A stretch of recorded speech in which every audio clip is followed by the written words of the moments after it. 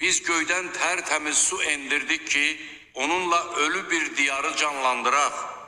Yaratdığımız neçə-neçə heyvanlara və neçə-neçə insanlara ondan içirdək. Biz düşünüb ibrət alsınlar deyə o suyu onların arasında paylaşdırdıq. Lakin insanların çoxu küfrdən başqa bir şey qəbul etmədilər. Əgər istəsəydik, hər kəndə qorxudan bir peyğəmbər göndərərdik. Belə olduqda sən kafirlərə baş əymə və onlara qarşı bu Qur'anla böyük bir cihad et.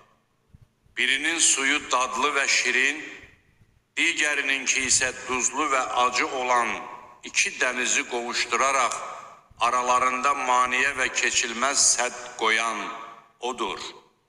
Sudan insan yaradan, ona qan qohumları və sonradan qohum olanları bəxş edən odur. Rəbbin hər şeyə qadirdir.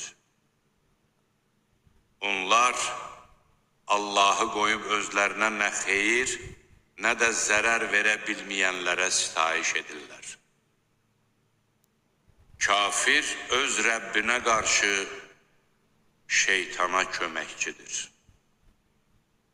Biz səni ancaq müjdə verən və xəbərdarlıq edən kimi göndərdik. De ki, mən bunun əvəzinə sizdən heç bir mükafat istəmirəm. Təkcə onu istəyirəm ki, insanlar Rəbbinə tərəf aparan bir yol tutsunlar. Ölməz, əbədi yaşayana təvəkkül et və onu həm səna ilə təriflə. Onun öz qullarının günahlarından agah olması kifayətdir. O göyləri, yeri və onların arasındakiləri 6 gündə yarattı, sonra da ərşə ucaldı. O, mərhəmətli olan Allahdır. Bunu biləndən soruş.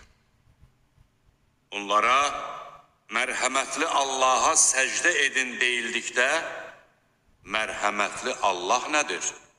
Məyər bizə əmr etdiyin şeyə səcdə etməliyik deyərlər. Bu da onların nifrətini artırar.